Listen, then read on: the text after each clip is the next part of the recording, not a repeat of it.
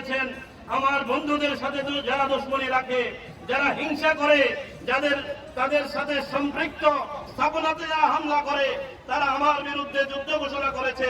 তবুত বন্ধুদেরকে আমরা বলবো, তোমরা আল্লাহর ওলিদের স্থাপনায় হামলা করো নাই, তোমরা আল্লাহর ইজ্জতের গায়ে হামলা করেছ।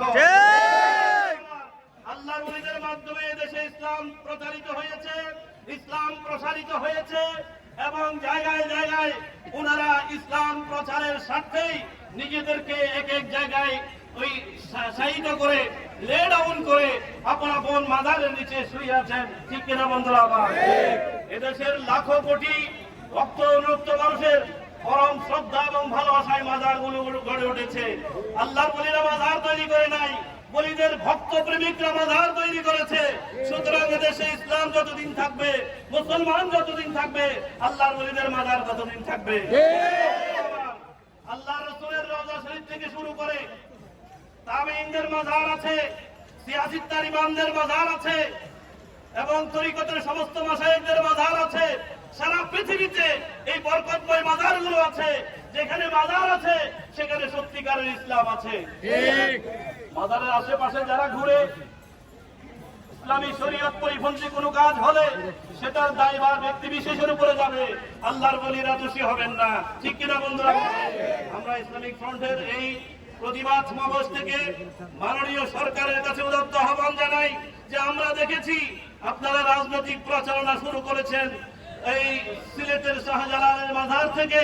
সুতরাং আমরা বুকে আশা বেঁধেছি যে মব মাস্টার ইউনূসের আমলে যেভাবে মাজারগুলোতে হামলা হয়েছে, আমরা মনে করেছিলাম এবং স্বরাষ্ট্রমন্ত্রীর বক্তব্য থেকে আমরা মনে করেছিলাম, আশায় বুক বেঁধেছি আল্লাহর ওলিদের স্থাপনাগুলোতে সন্ত্রাসী হামলা আর হবে না, নেককারজনক হামলা আর হবে না।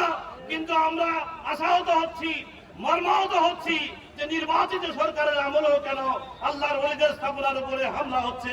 আমরা স্বরাষ্ট্র মন্ত্রণালয়ের কাছে এর উত্তর জানতে চাই। এদেরকে খুঁজে বের করুন। এরা মানবতার শত্রু, ইসলামের শত্রু, আল্লাহর ওলিদের শত্রু। তাদের দমন হবেই হবে, নিঃসন্দেহে হবে ইনশাআল্লাহ। প্রিয় বন্ধুরা, আমি শেষ করছি আরেকটা কথা বলেই। ক্ষমতার মালিক হলেন আল্লাহ, এতে কোনো সন্দেহ নাই। কুলিল্লাহুম্মা মালিকাল মুলকে তুতিল মুলকা মান তাশাউ ওয়া তানজিউল মুলকা মিম্মান তাশাউ ওয়া তুইজ্জু মান তাশাউ ওয়া তুযিল্লু মান তাশাউ বিয়াদিকাল খায়রু। যারা ক্ষমতার জন্য কিছুক্ষণ ভারতের পা চাটে, আবার কিছুক্ষণ ডিপ স্টেটের গোলামি করে, আমরা তাদের কাছে জানিয়ে দিতে চাই, ডিপ স্টেট ক্ষমতার মালিক নয়, যুক্তরাষ্ট্র ক্ষমতার মালিক নয়, ভারতীয় বেনিয়েরা ক্ষমতার মালিক নয়। ক্ষমতার মূল মালিক হলেন একমাত্র আল্লাহ। এই আল্লাহর হাতে ক্ষমতা, এই ক্ষমতা বন্টন হয় আল্লাহর ওলিদের দরবারের মাধ্যমে। যারা আল্লাহর ওলিদের সাথে বেয়াদবি করেছ, এবং সরকারকে বলবো, এই বেয়াদবি যদি আপনারা মুখ বুজে সহ্য করে থাকেন, আপনাদের ক্ষমতার মসনদ ঠিক থাকবে। আল্লাহর ওলিদেরকে যথাযথ সমর্থন করুন, তাদেরকে ইজ্জত করুন, তাহলে আল্লাহর পক্ষ থেকে আপনাদের জন্য ক্ষমতা থাকবে, নতুবা ভেঙে খান খান হয়ে যাবে। আমরা এইসব সন্ত্রাসী এবং কমান্ডো স্টাইলের সমস্ত হামলার প্রতিবাদ জানাই। ভিডিও ফুটেজ দেখে দেখে রাষ্ট্র যেন স্বপ্রণোদিত হয়ে এই মামলাগুলো করে, এই আহ্বান জানিয়ে আমি এখানে শেষ করছি।